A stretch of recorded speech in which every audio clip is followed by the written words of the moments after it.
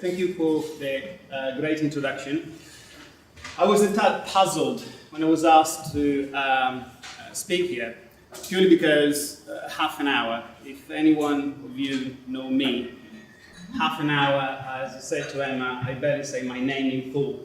So I thought, okay, that's interesting. However, I was specifically asked what are my views in relation to genetic testing and genomic.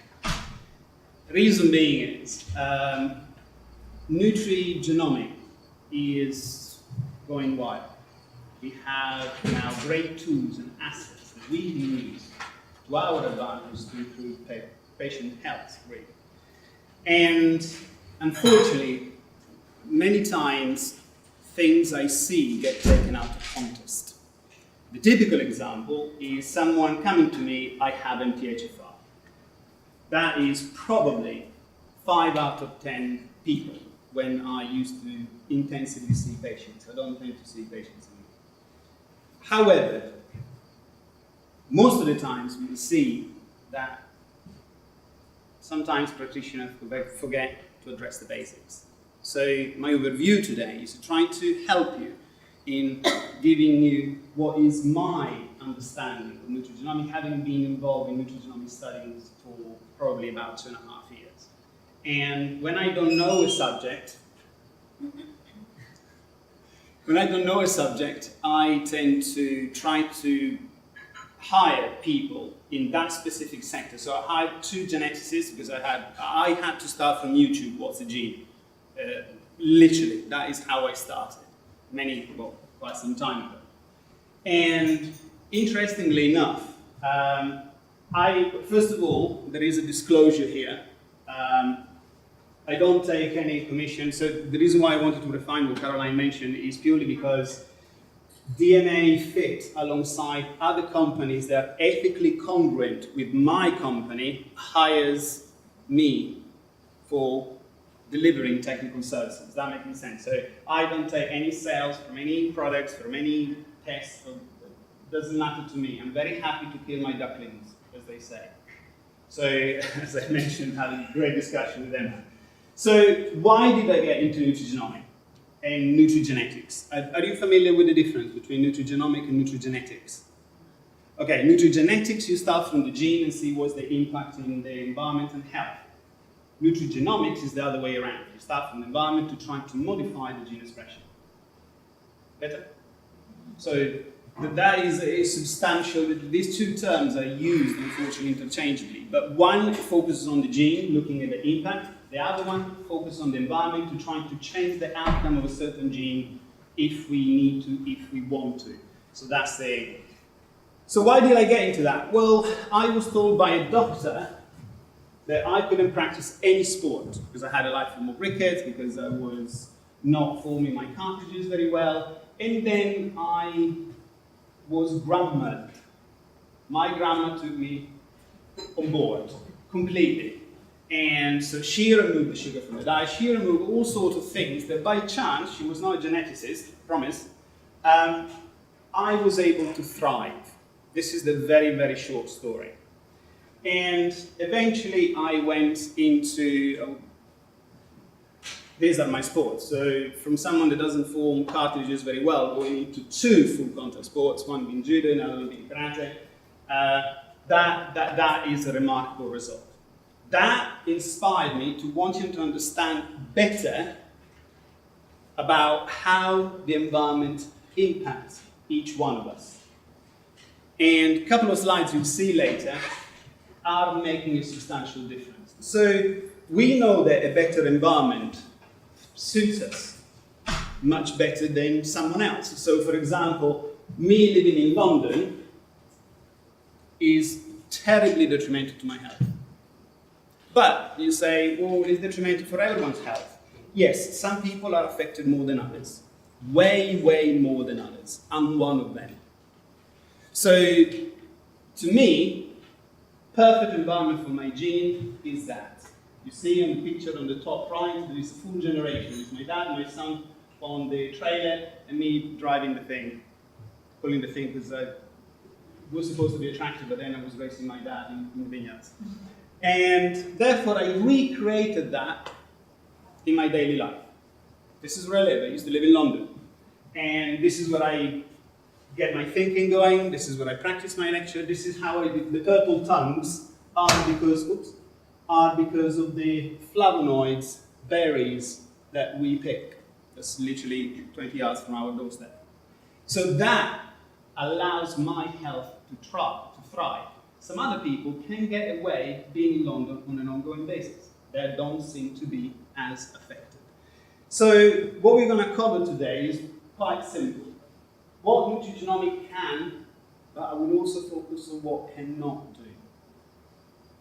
Looking at understanding where genetic and nutrigenomic is at, and also practical application I can pass on, so you may not have to headbutt that wall unless you're headbutting as we speak. So my sponsor for today is DNAFit, and you can ask Francesco right at the back any more information. What I really like about this team is that apart from the entrepreneur that put it together, everyone else is either a scientist or an Olympian. I like that. Because these are people that actually went through certain processes in order to understand.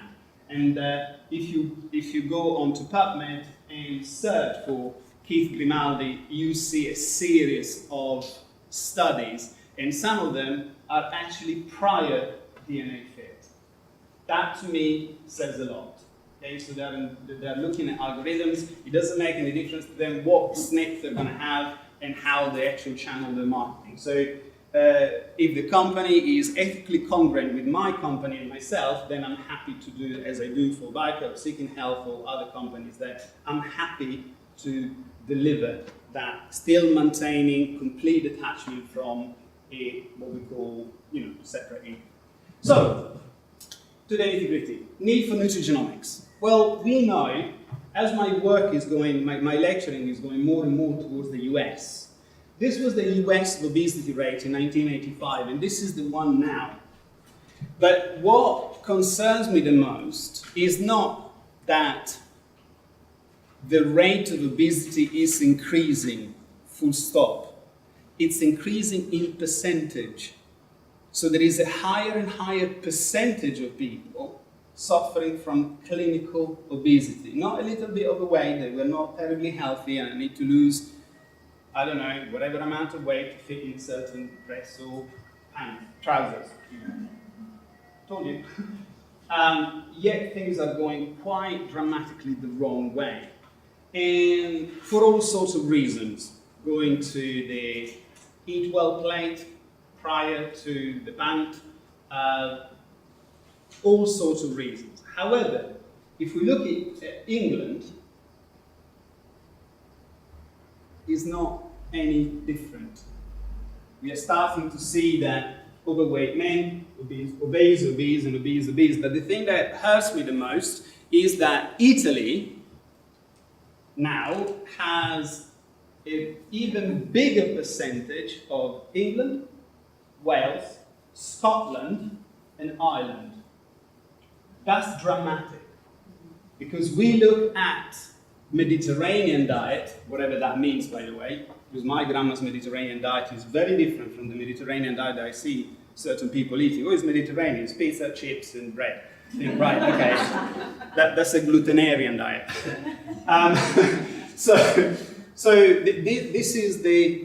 This is the normal outlook that we have now. And once again, we look for early sign on epidemic or group of diseases, and the early signs are these. This is the rate of overweight and obesity between 4 and 5 and 10 to 11.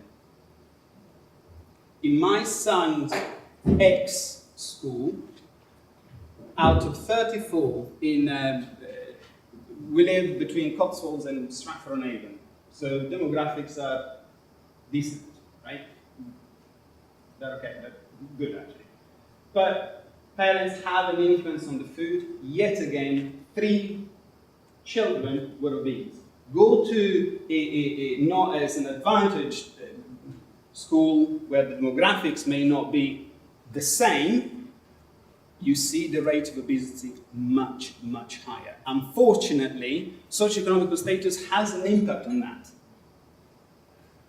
Cheap food has also, the highest gross profit is from cheap carbohydrates and sugars, right? So unfortunately, that is feeding all of these stats. And this is very alarming.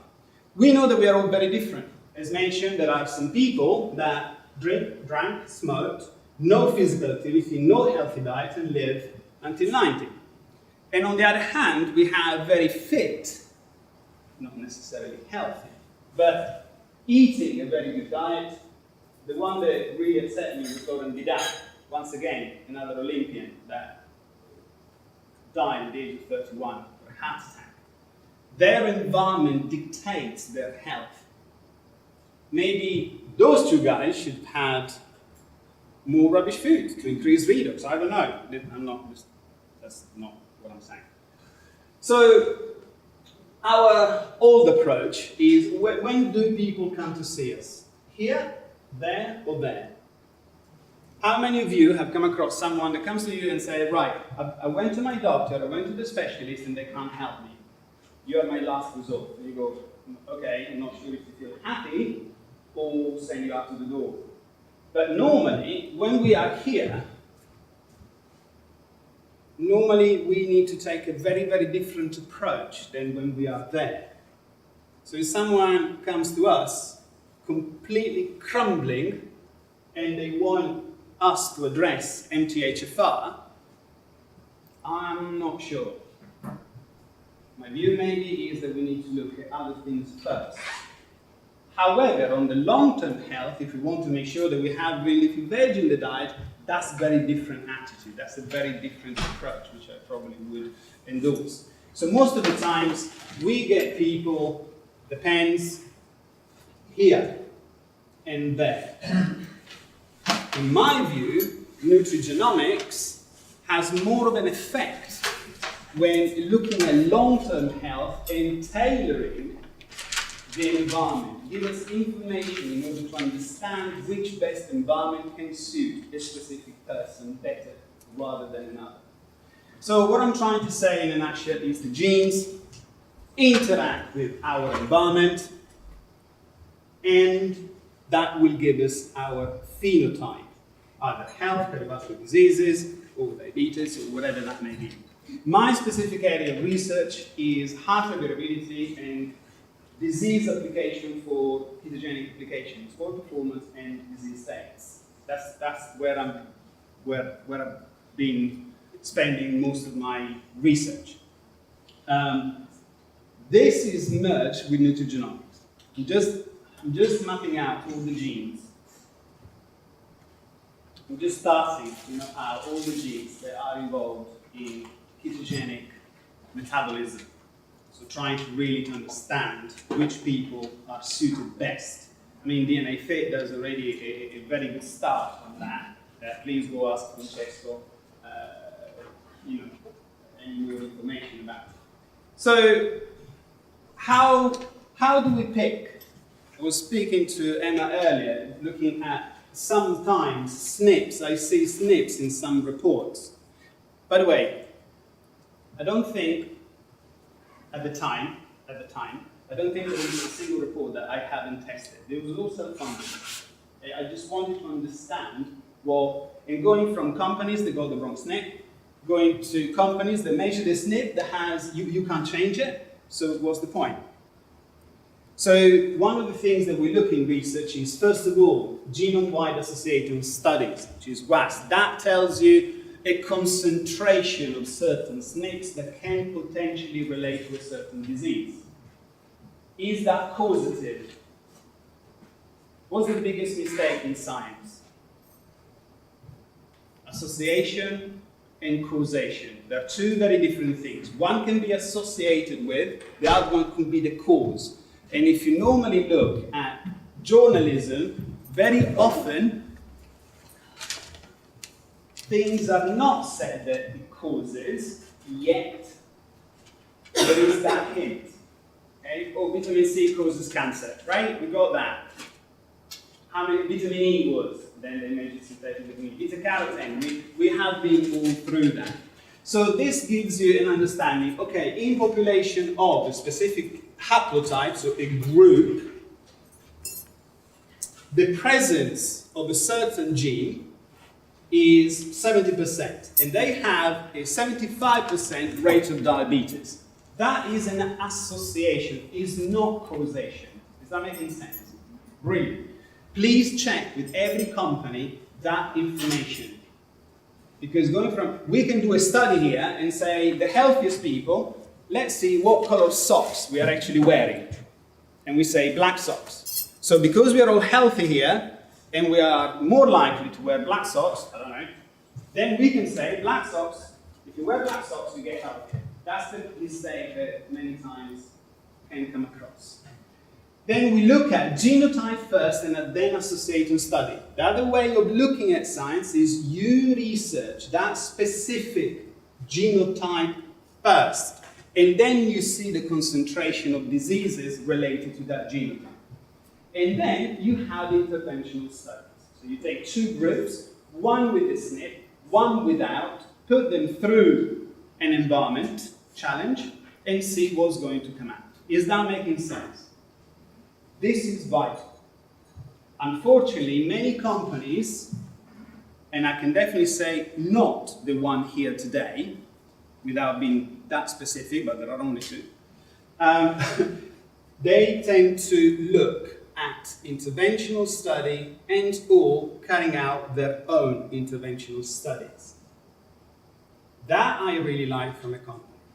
Or they put together, like Ingeneius, a group of things that are very science-orientated. And as far as I'm aware, you don't mention causation, as far as I'm aware. Any company, and I'm going to be very firm in this, any company that says to you that if you have that SNP, you can have a very specific amount in milligrams or micrograms of a certain nutrient, run away. Normally, that's a baseline upon where to start from. I have certain SNP, we take someone that has different SNP, change the environment, the requirements are totally different. And I measured biomarkers, I measured all sorts of things. I love tracking. I'm one of the people on Friday night not to be a part of it. Limitations, there are limitations in that too. Lack of data, not enough research, not enough people with that SNP. So you can actually see that it's not as easy as it sounds. So thank you to all the companies that are trying to put together great information and great interpretation tools, okay, to be here today. So, criteria, I'm going to leave this with you. By the way, I've tried to send the slides to Caroline, they returned. I think I have used the wrong address, I apologize. But you will have an appendix with the whole of the lecture, right? So you should be able to read it through. SNP or single nucleotide polymorphism, and I like that more rather than say a mutation. It's actually, I'm not sure if it's a mutation. To me, it's a substitution. The body makes these changes due to two reasons. One, mistake. Two, changes to what? Guys? Why do we change our genes? Environment. Environment. So if we have a war that lasts for 20, 30, 40, 50 years and has food scarcity, probably they are more likely in that haplotype to make changes in order to withstand that environment. Hence, I do not, right now, suggest ketogenic diet in pregnancy. We know that it's healthy for certain people. We know that it has great metabolic advantages for certain people, but it mimics fasting. It mimics lack of food. It mimics food scarcity. So what message can epigenetically go to the baby? We don't know. Therefore, I never studied a diet and advise so many people not to go on it. Really kind of shooting myself in the foot.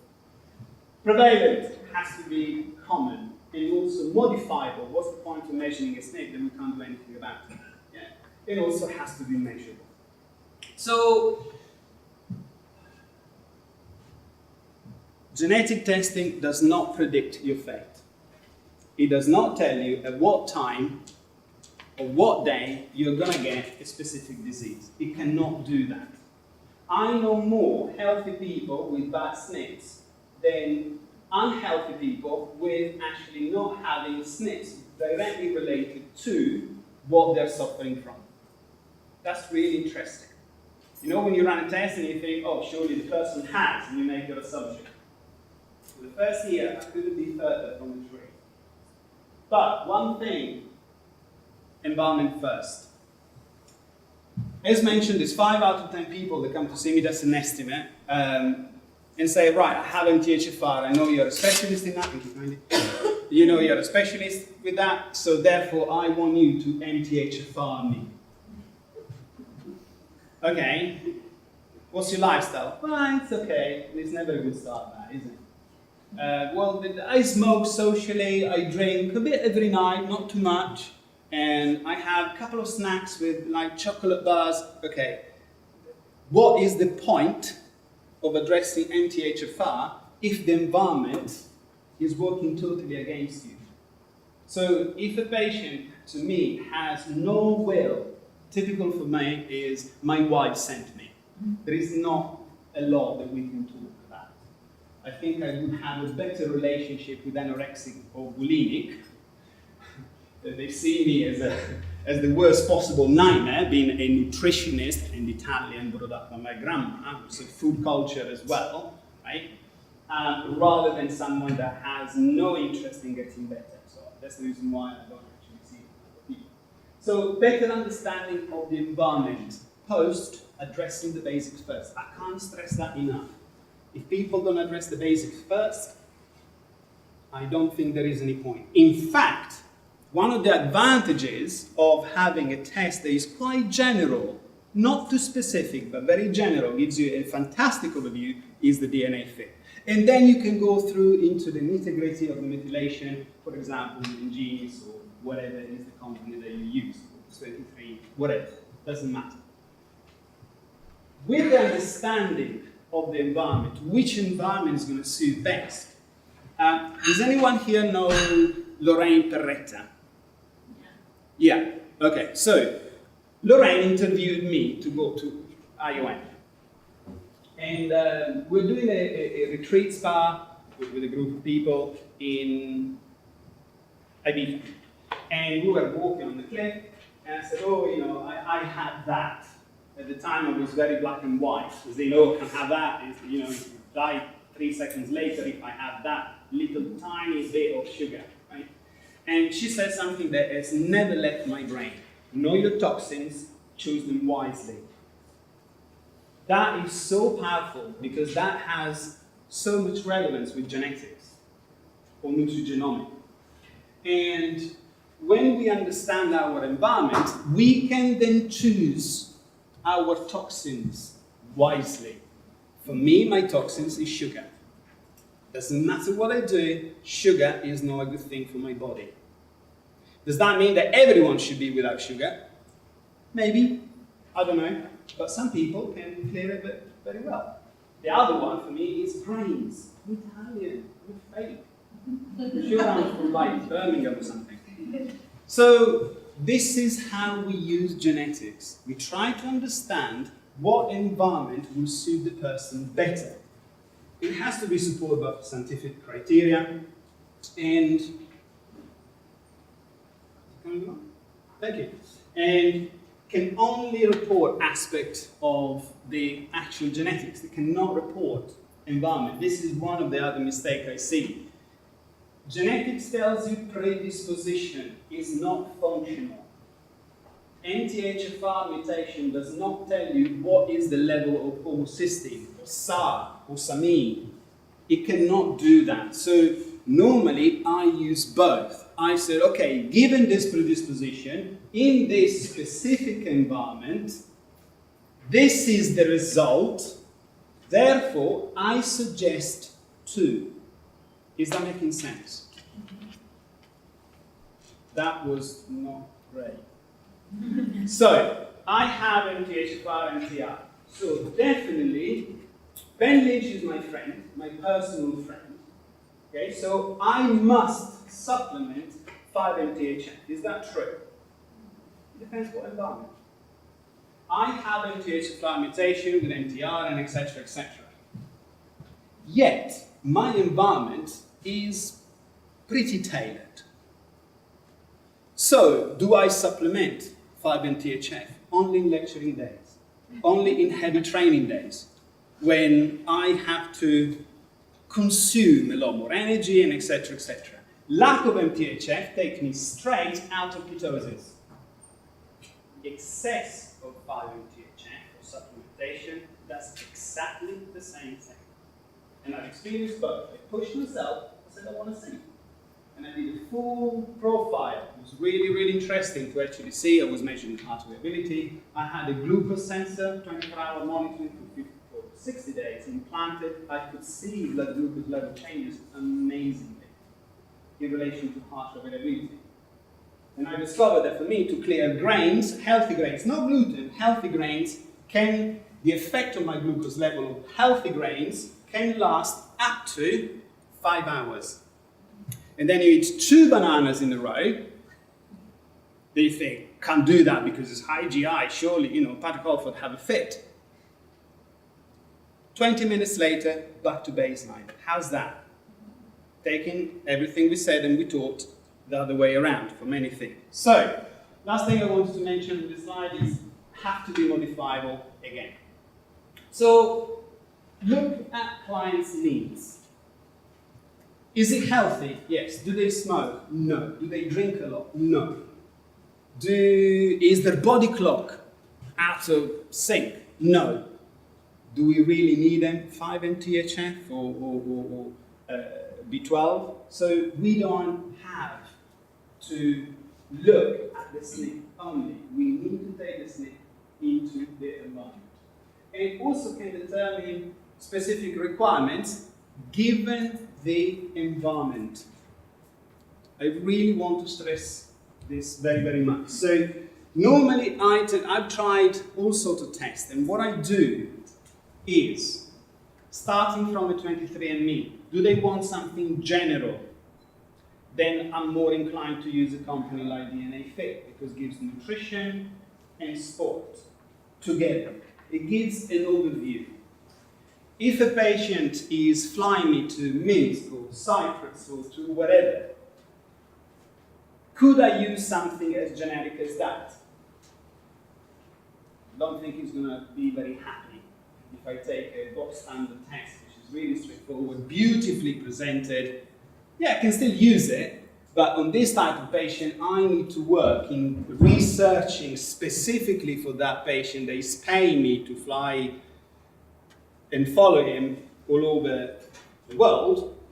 Then I probably need to invest 12 to 14 to 20 hours to totally tailor. In that case, I may not go for something like DNAFit. Maybe I'm more inclined to actually personally research the actual SNPs. So a very different scenario. Has to be supported by scientific criteria, and yeah, how much time are you happy to invest? 12 hours, 20 hours towards less than 10 minutes. This is how long does it take for you. I mean, if you go to Francesco and you look how beautifully the report actually looks. So if you are in the clinic day in and day out, patient in, patient out, you can't spend 6, 12, 20 hours per patient. That is an amazing start. And then you think that it shows MTHFR in that. That's the only SNP that they do use as far as methylation. Is that totally enough? No, it's not. It's an understanding that maybe we require a much deeper research. And in that case, then you can go and research specific methylation panel with the functional test attached to it. Is that making sense? So bog standard for me, I really love that to use and recommend when I coach practitioners on what they do, because in a really simple manner, it's beautifully presented, it's really, really straightforward. And you can now upload the 23andMe result. Or maybe someone is not very well at all with the good environment, and maybe I would want to go much further investigation on specific area, i.e. methylation, estrogen, histamine. Is that making sense? So this is how I would use different types of tests. I'm saying that because they're here today. You can use MTHFR support. You can use all sorts of things. There is one that probably I'm not sure if I'm going to use, purely because of the exceedingly high number of supplements. That's the Ingeneius. You will end up with 35 different pots. Not 35 to say 35 because I counted them. That is not what I tend to advise. So, to conclude, look at the client's need, then I decide which type of test I should be going for. These are rhetorical questions for you, to try to help him select which test you will. If you have a very busy clinic, and you're not in a specialistic area, i.e. female hormone or specific methylation or ASD disorder, without any shadow of a doubt, I would use something like DNAFit. Standard, out of the box, you don't talk to the patient, they get a lot out of it.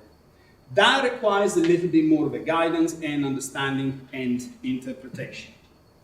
So, once these are modifiable, then you can arrange your protocol revolving around your patient.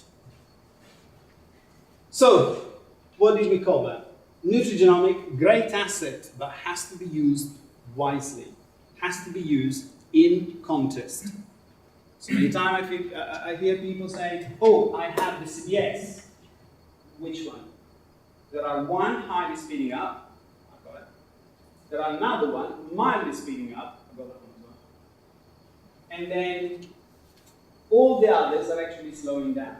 Which one are you going to have? Is that causing a problem with MTHFR? Could be, depends by the environment. Allocate the type of time, the amount of time you want to give to the patient. How much research do you need to do? None. That one. Maybe a couple of hours with going through reports, maybe a different company. Then, can you actually modify the patient?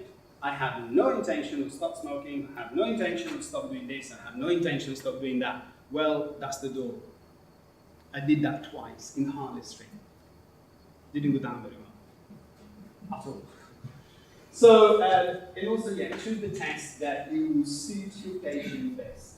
If someone wants to have, for example, someone has an illness, maybe I will go more towards the type of testing that Ingeneius would have. If someone wants a relation to sports, without any shadow of a doubt, I want to use the DNAFit. 2 Olympians have worked in that with the scientists and nutrigenomic understanding. So that, to me, is the biggie one. So I hope this gives you an overview on how I approach nutrigenomics. So anyhow, you have the appendix, and I will somehow send it to Caroline, possibly to the right address, and then I hope you're gonna use that with your greatest. Thank you.